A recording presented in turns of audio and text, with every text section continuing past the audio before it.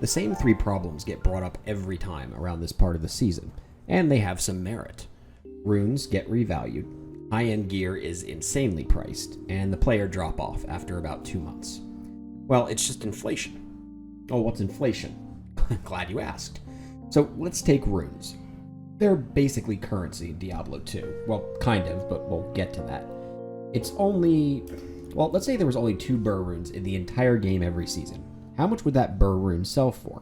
With only 1 infinity able to be made, I bet those burrs would literally be priceless. You couldn't afford to even buy one. Now imagine that burr runes are a guaranteed drop from Countess every 10 runs. How much does that burr rune sell for now? Well, that's supply and demand though, not inflation. Same thing kind of happens with ohm runes, something everyone needs late game. It moves from 0.75 high runes at the season start to 1.0 at the season end. There's not enough ohms for everyone to keep buying them at the regular price, and eventually you need to pay more when the supply is lower than the demand. Inflation is slightly different. Inflation is when at the season end we have so many runes, so much currency, that suddenly the purchasing power of that rune is lower, because instead of there being, say, 100 Vex runes floating around the server, there's now 1,000 Vex runes floating around the server. This is compounded in PD2 because runes are not exactly currency.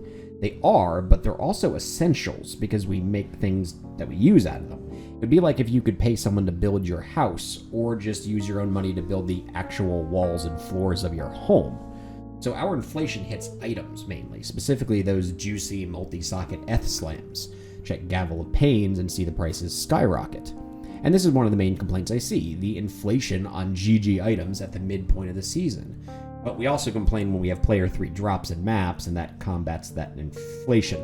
So, if only there was a recent political example that would explain this. I don't know, like a global pandemic that wasn't as bad as people said, but all the world's governments started giving out money like candy and printed more money to combat that, and it lowered the purchasing power everyone had. Good thing nothing like that happened. So the second complaint I hear the most, though, is that high-end gear is being insanely priced. This is really just natural. There's not much to do about it. I mean, at some point, a 6-socket ETH Gavel of Pain is more rare than a burr rune. And as more and more burr runes stack up in the economy, that burr just doesn't buy what it used to. We choose between nice early season drops with player 5 maps, etc., or delay it a little longer with players 3 like we did last season, but the end result is still kind of the same. It's the same problem we have with player drop-off. Well, there's always another game to play, or 2 months in there's a D2R ladder reset, or in this example, a PoE expansion drop. Players will inevitably drop off after about 2 months, but 4-month seasons just make too much sense, so I think we're stuck with that, in my mind at least. However, complaint 1, that really got to me, runes getting revalued, because I think we can fix that. Now, I know from the beta testing it was a supreme focus of a couple people. I saw Canite specifically address this a few times in the beta Discord. Ja, Lo, Zod, etc., they just don't hold value, and that's not a supply-demand issue, and it's not an inflation issue necessarily either.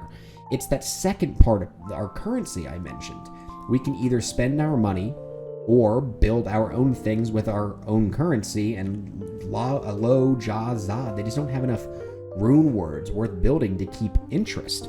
People start skipping fortitudes entirely, which is basically Lo's only job, at some point, and start going after crazy crafted armors or materials. And this sounds easy writing it on paper, but we need rune words that exclusively focus on Lo, Jo, Zod, Lo, Ja, Zod, and maybe Sir combo, and they have to give something worthwhile for people to take that rune word. So one example I always see is some kind of mini infinity where, Lo, Ja, Zod, whatever, gives a lower level conviction, but that only goes so far. These runes still hold value even if it decreases over a season. A Jo, La, Zod, I keep saying this wrong, Ja, Lo, Zod, for example, would be 3.7 high runes early season, but it's more like 2.25 late season.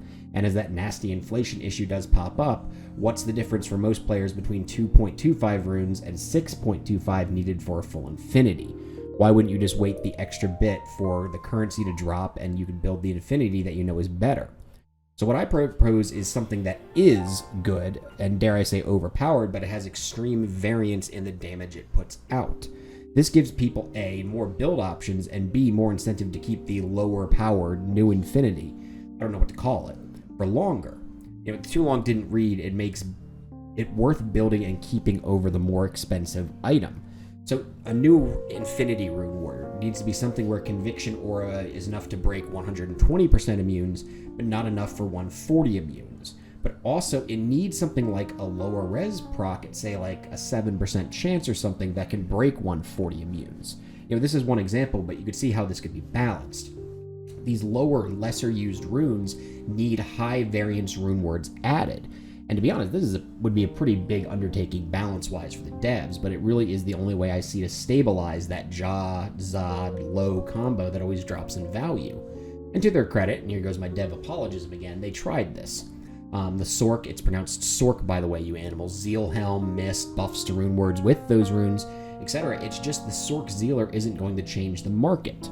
And the other problem with creating new rune words is always going to be physical classes. The fact of the matter is that a highly priced endgame gear is just too good and outcompetes rune words at some point.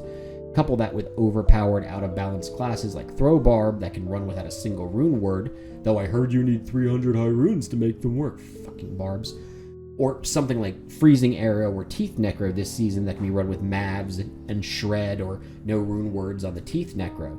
And even changes to the rune words and adding buffs to those rune words with the lower valued runes won't stave off the grinders from their top meta classes. So if we want to fix the no Ja, no Zod, no low problem, it starts and ends with balance. People always get bitchy when nerfs are brought up, and that's why I hate the Throwbarb community, because they are public enemy number one with this. But really, those out of balance, no rune word builds are scattering the rune economy as bad as anything else.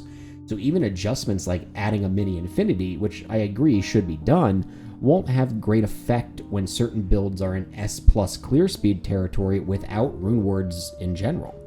So it's corporate syndrome. If you don't know what that is, just enter the corporate world and say it's all about finding that balance at your next meeting, and everyone will think you're a genius even though you've said nothing. So guys, it's all about finding that balance. Create new rune words, sure, but balance out the OP classes too. Find the balance, which means months of playtesting and free work for the devs. Dance for us, monkey boys.